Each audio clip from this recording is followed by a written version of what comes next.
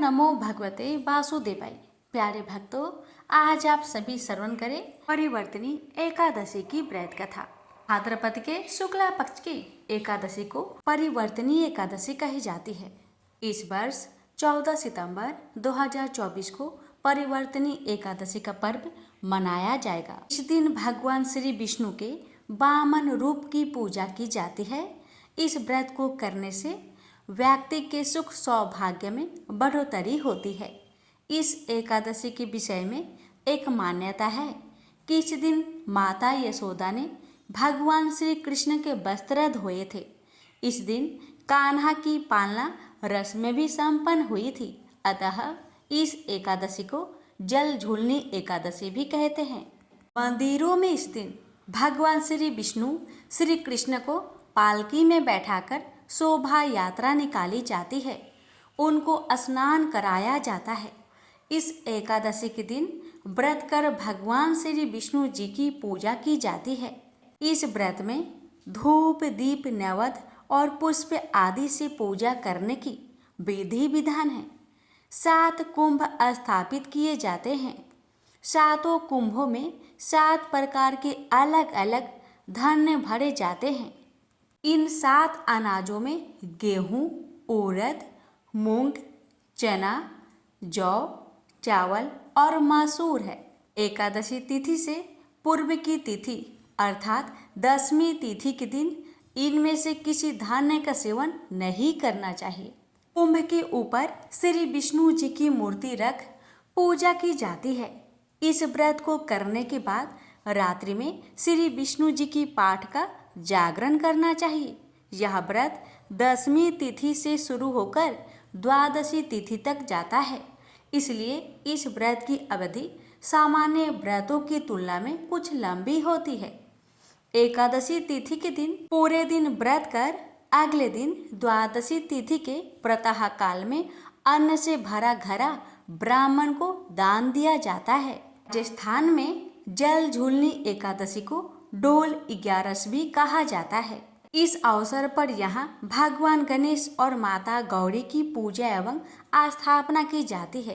देवी देवताओं को नदी तालाब के किनारे ले जाकर इनकी पूजा की जाती है।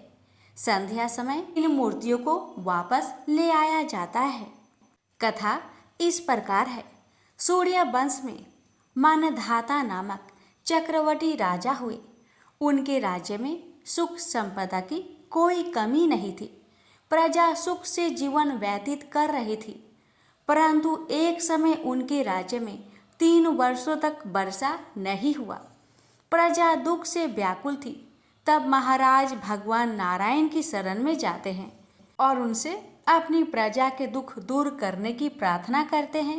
राजा भादों के शुक्ल पक्ष की एकादशी का व्रत करते हैं। इस प्रकार व्रत के प्रभाव स्वरूप राज्य में वर्षा होने लगती है और सभी के कष्ट दूर हो जाते हैं। राज्य में पुनः खुशियों का वातावरण छा जाता है। इस उत्तम व्रत का अनुष्ठान अवश्य करना चाहिए। परिवर्तनी एकादशी के दिन सामर्थ्य अनुसार दान करने से शुभ फलों की प्राप्ति होती है।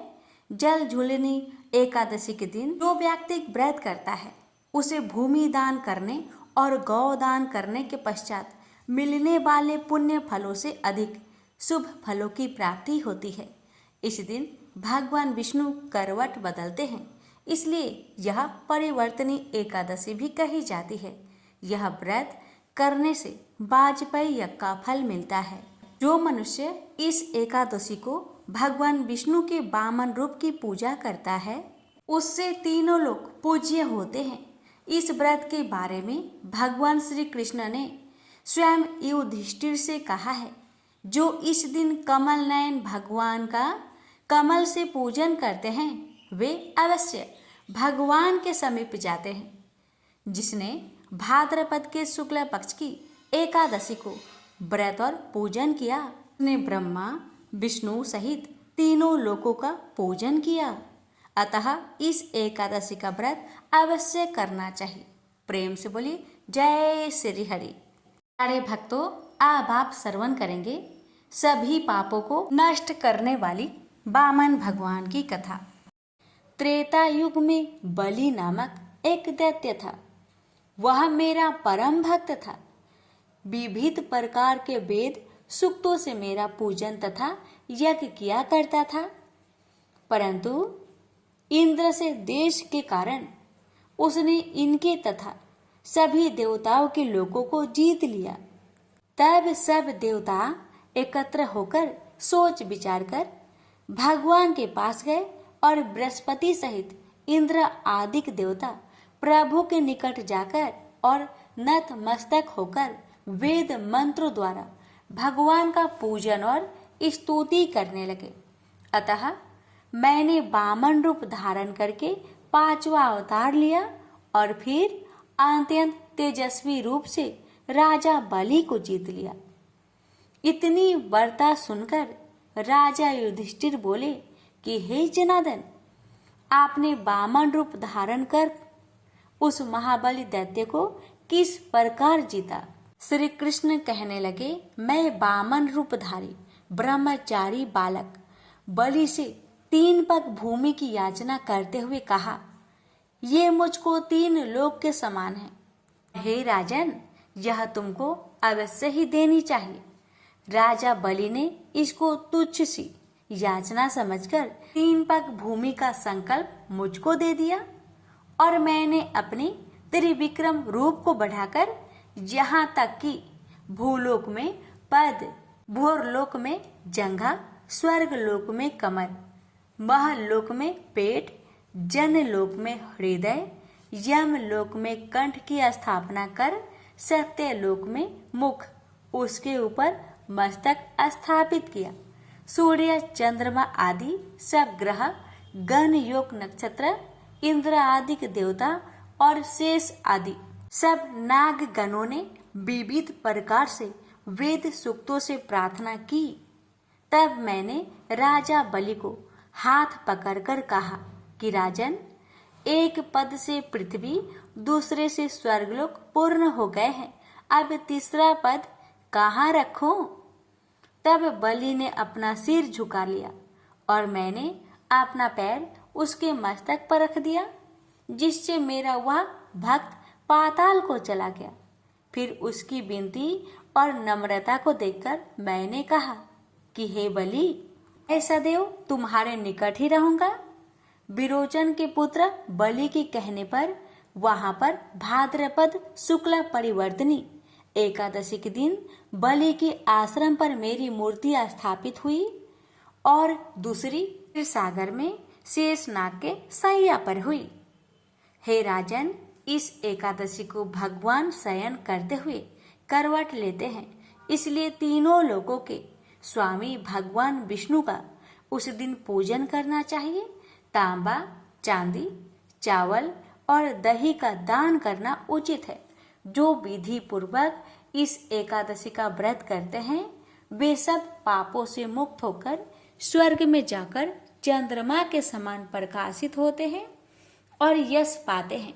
जो पाप नाशक इस कथा को पढ़ते या सुनते हैं उनको 1000 अश्वमेध यज्ञ का फल प्राप्त होता है। प्रेम से बोलिए विष्णु भगवान की जय, वामन भगवान की जय। प्यारे भक्तों, अब आप श्रवण करेंगे राधा रानी और कृष्ण भगवान की कथा को आज के दिन जो भी भक्त श्रद्धा भक्ति के साथ श्रवण करता है उस साधक को सुख समृद्धि की प्राप्ति होती है और मिलती है मनोवांछित फल की प्राप्ति। इसलिए भक्तों, कथा को पूरा अवश्य सुनिएगा और कथा समाप्ति पर राधे राधे का जयकारा अवश्य लगाइएगा। तो आइए श्रवण करते हैं कथा। एक समय श्री शंकर भगवान माता पार्वती के साथ कैलाश पर्वत पर विराजमान थे। माता पार्वती भगवान शिव जी को बहुत देर से चिंतित देखकर शिव जी से पूछी, भगवान, मैं आपको बहुत देर से चिंतित देख रही हूँ, क्या मैं जान सकती हूँ कि आपकी चिंता का विषय क्या है?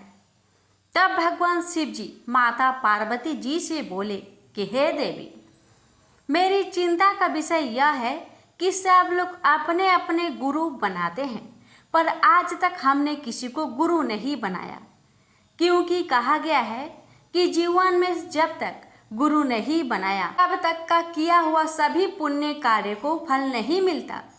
हम रात दिन राम राम जपते हैं पर उसका कोई फल हमें प्राप्त नहीं होता। इसलिए विचार कर रहा हूँ कि जगत में गुरु बनाए तो किसको। इस पर माता पार्वती बोली कि आप जिनका रात दिन भजन करते हैं उन्हीं को गुरु बना लीजिए। तब भगवान शिव जी बोले कि जिनका मैं भजन करता हूँ उनको तो पूरा संसार भजता है, इसलिए ये नहीं कुछ नया होना चाहिए। तब माता पार्वती जी भगवान शिव जी से बोली कि तब तो एक ही रास्ता है, क्यों ना भगवान विष्णु जी को ही श्री कृष्ण जी के नए रूप में और श्री लक्ष्मी जी को श्री राधा रानी जी के नए रूप में बनाकर उनकी पूजा करें। बनाकर उनकी पूजा करके आप उन्हें गुरु बना लीजिए।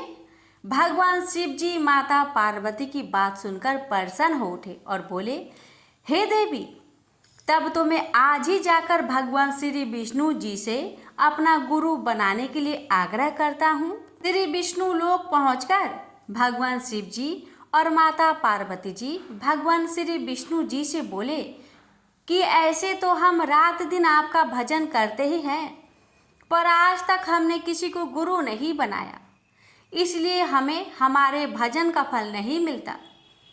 इसलिए हमने विचार किया है कि हम आपको ही गुरु बनाएं। इसलिए आप और माता श्री लक्ष्मी जी श्री बिरजा नदी के तट पर पधारे, हम वही आपको गुरु बनाएंगे। भगवान श्री विष्णु जी और माता श्री लक्ष्मी जी भगवान शिव जी का आमंत्रण सहस्त्र स्वीकार कर लिए।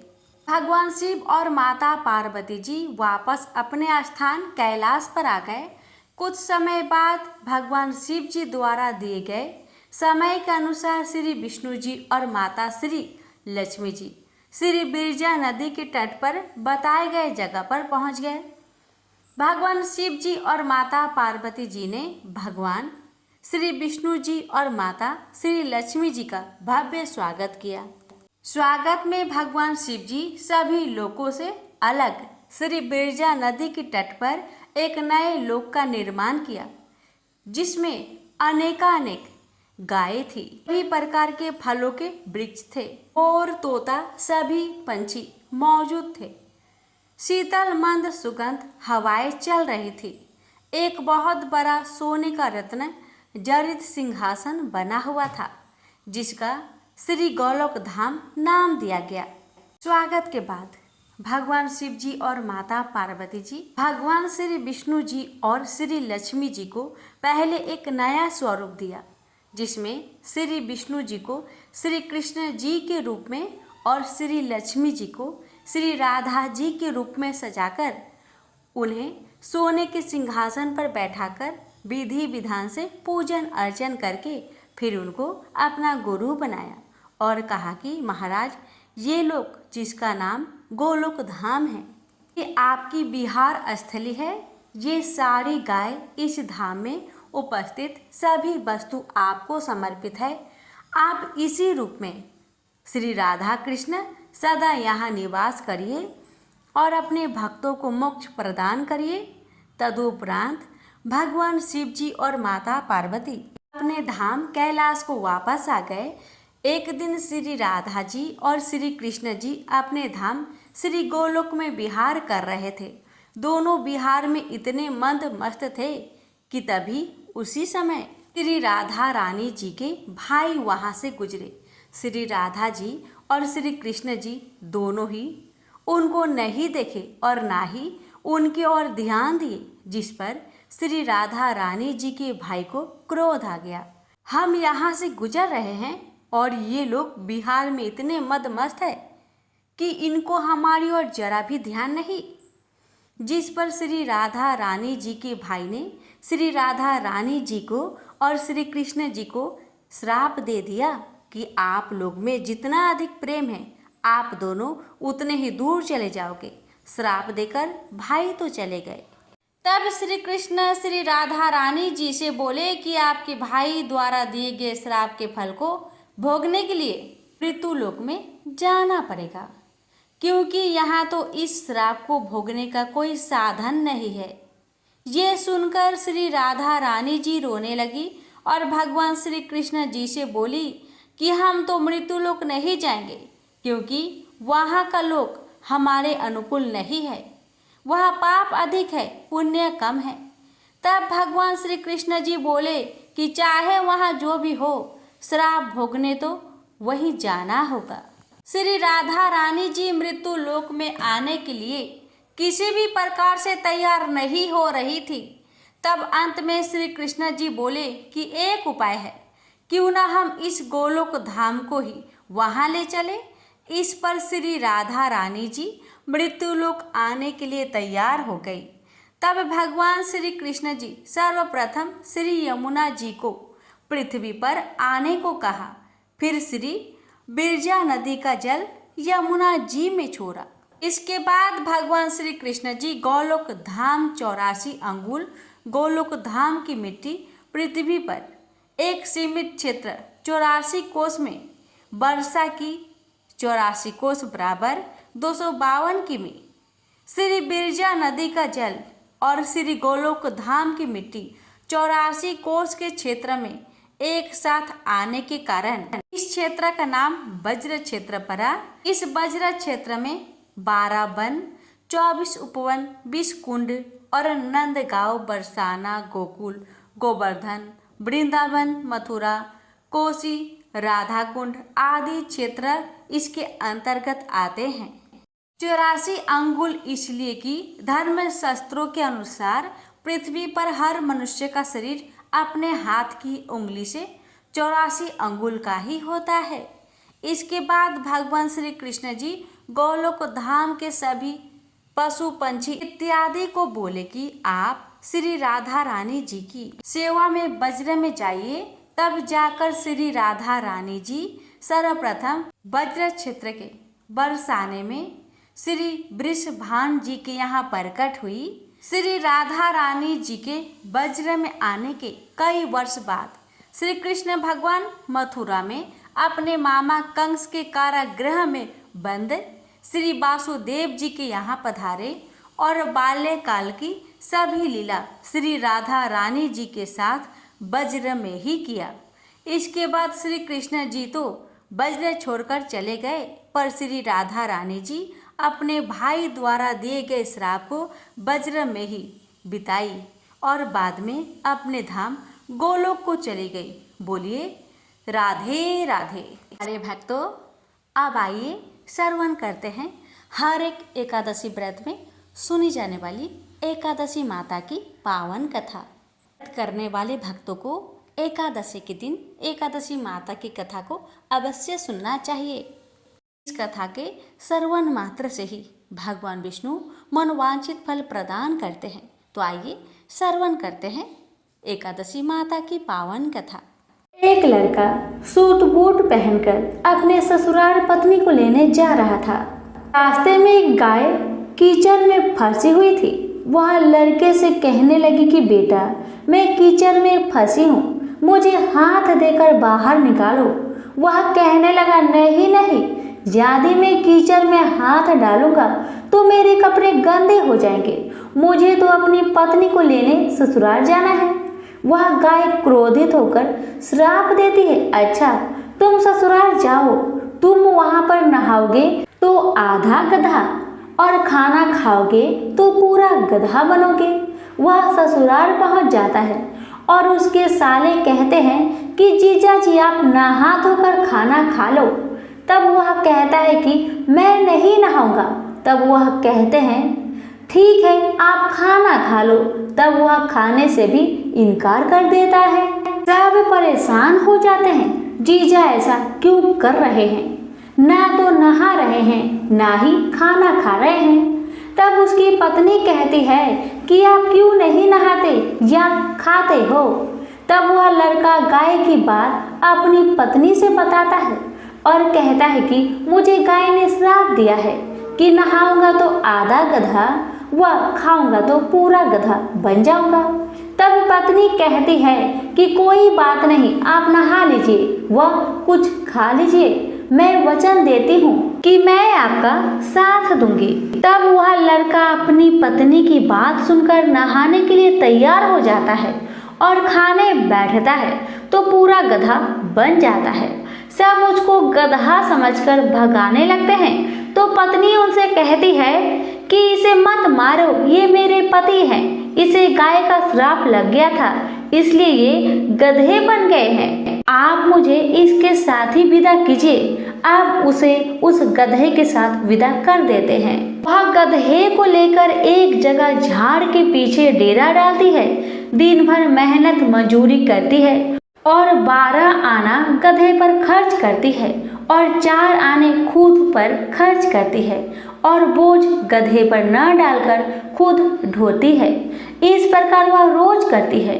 तो रानी महलों की खिड़की में से रोज यह नजारा देखती है कि ऐसा इसे कौन सा दुख है, यह ऐसा क्यों करती है।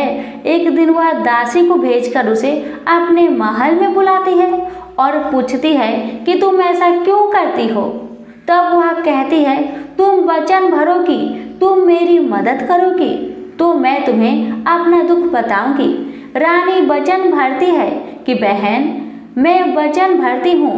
तब वह सारी बात बताती है और कहती है, इस प्रकार मेरे पति श्राप के वचन से गधा बन गए। तब रानी पूछती है कि इसका उपाय क्या है। तब वह बताती है, यदि किसी ने 24 एकादशी करी होगी, वह संकल्प करके इसे 24 एकादशी दे दो, मेरे पति पहले की तरह ठीक हो जाएंगे। तब राज्य में ऐलान किया जाता है कि 24 एकादशी जिसने भी की हो वह राज दरबार में आए। अब एक बुढ़िया को लाया जाता है। जैसे बुढ़िया संकल्प करके एकादशी देती हुई नहाती है, उसके नहाने का पानी उस गधे पर गिरता है। वैसे वैसे वह गाय लड़के के रूप में आ जाता है। बुढ़िया लालच करके एक एकादशी व्रत रख लेती है तो उसका एक कान गधे का रह जाता है। सब कहते हैं ये क्या हुआ।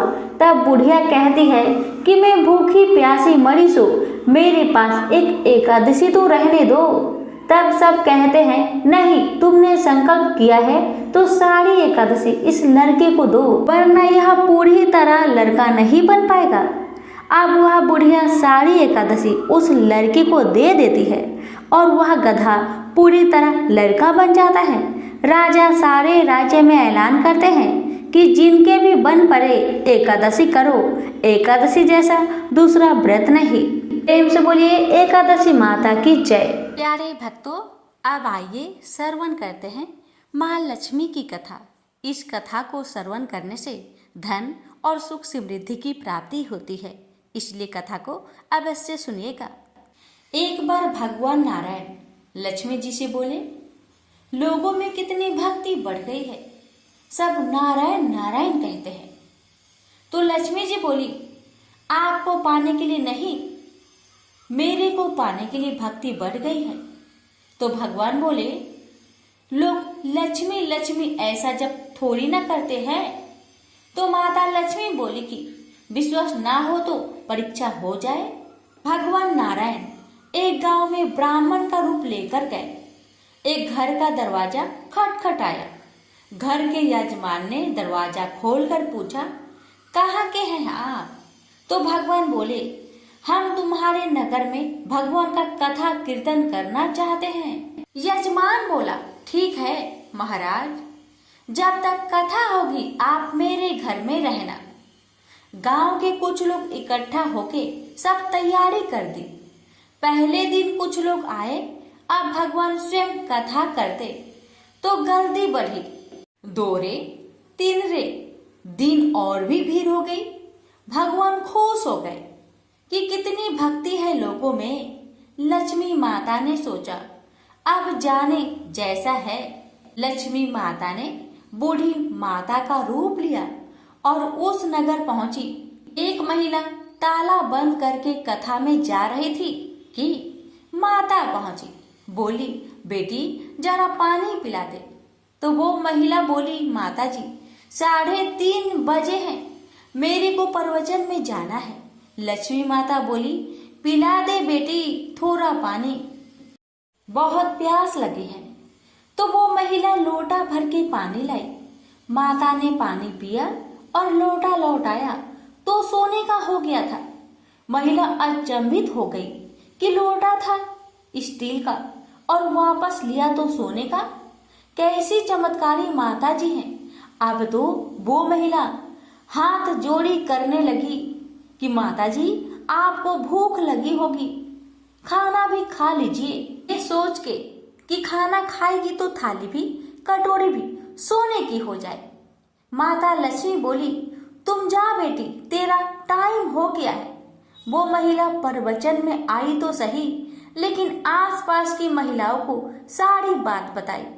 अब महिलाएं को बात सुनकर चालू सत्संग में से उठ के गई। दूसरे दिन से कथा में लोगों की संख्या कम हो गई।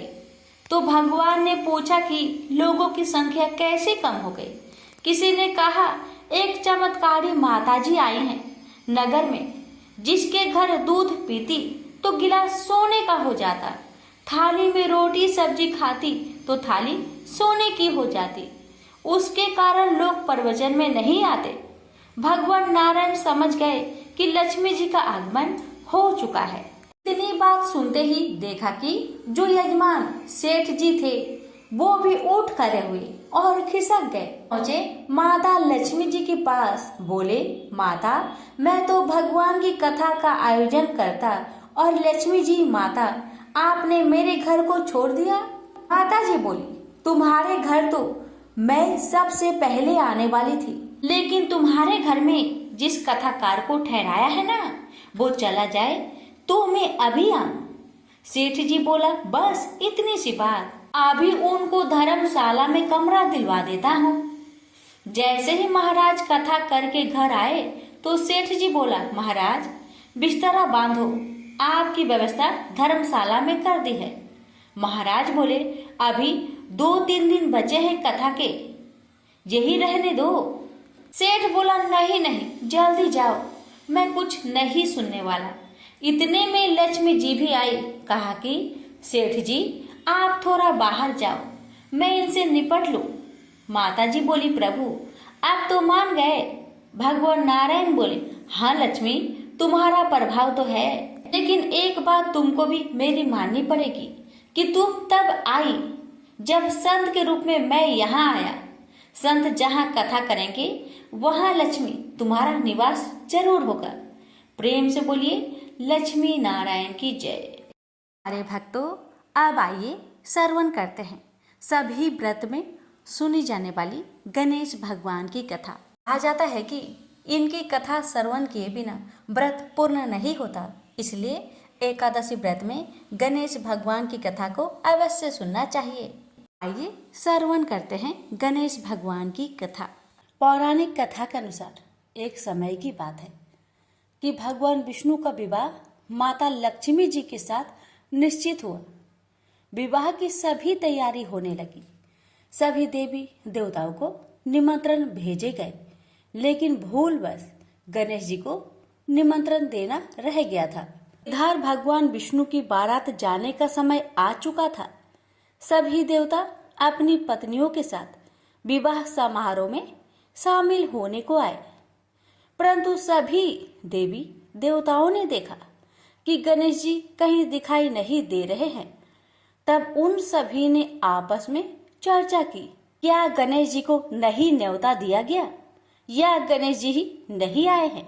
सभी को इस बात पर बहुत आश्चर्य हुआ। इस बात पर उन सभी ने विष्णु भगवान से ही इसका कारण पूछा। विष्णु भगवान से पूछने पर उन्होंने कहा कि हमने गणेश जी के पिता भोलेनाथ, महादेव और माता पार्वती को न्योता भेजा था। यदि गणेश जी अपने पिता के साथ आना चाहते तो आ जाते, अलग से उन्हें न्योता देने की कोई आवश्यकता भी नहीं थी। दूसरी बात यह है, उनको खाने में 1.25 मन मूंग, 1.25 मन चावल, 1.25 मन घी और 1.25 मन लड्डू का भोजन चाहिए। यदि गणेश जी नहीं आएंगे तो कोई बात नहीं, दूसरे के घर जाकर इतना सारा खाना पीना अच्छा भी नहीं लगता। इतना वार्ता कर ही रहे थे कि किसी एक ने सुझाव दिया, यदि गणेश जी आते तो उनको द्वारपाल बनाकर बैठा सकते थे कि आप घर की याद रखना। आप तो चूहे पर बैठकर धीरे धीरे चलोगे तो बारात में बहुत पीछे रह जाओगे। यह सुझाव सबको पसंद आ गया। तो फिर विष्णु भगवान ने भी अपनी सहमति दे दी। तब गणेश जी को निमंत्रण देकर आमंत्रित किया और उनको समझा बुझाकर घर की रखवाली करने को बैठा दिया गया। बारात चल दी। तब नारद जी ने देखा कि गणेश जी तो दरवाजे पर ही बैठे हुए हैं। तो वे गणेश जी के पास गए और रुकने का कारण पूछा। गणेश जी कहने लगे कि विष्णु भगवान ने मेरा बहुत अपमान किया है। नारद जी ने कहा कि आप अपनी मूषक सेना आगे भेज दो तो वह रास्ता खोद देगी, जिससे उनके वाहन धरती में धंस जाएंगे। तब आपको सम्मान पूर्वक बुलाना पड़ेगा। अब तो गणेश जी ने अपनी मूषक सेना को आदेश दिया, जाओ, और सेना ने जमीन पोली कर दी। जब बारात वहां से निकली तो रथों के पहिए धरती में धंसने लगी। लाख कोशिश की परंतु पहिए नहीं निकले। सभी ने अपने अपने उपाय किए परंतु पहिए तो नहीं निकले, बल्कि जगह जगह से टूटने लगे। किसी को समझ में नहीं आ रहा था कि अब क्या किया जाए।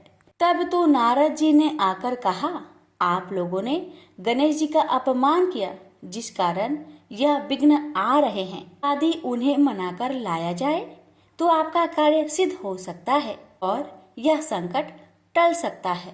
शंकर भगवान ने अपने दूत नंदी को भेजा और वे गणेश जी को लेकर आए। गणेश जी का आदर सम्मान के साथ पूजन किया गया।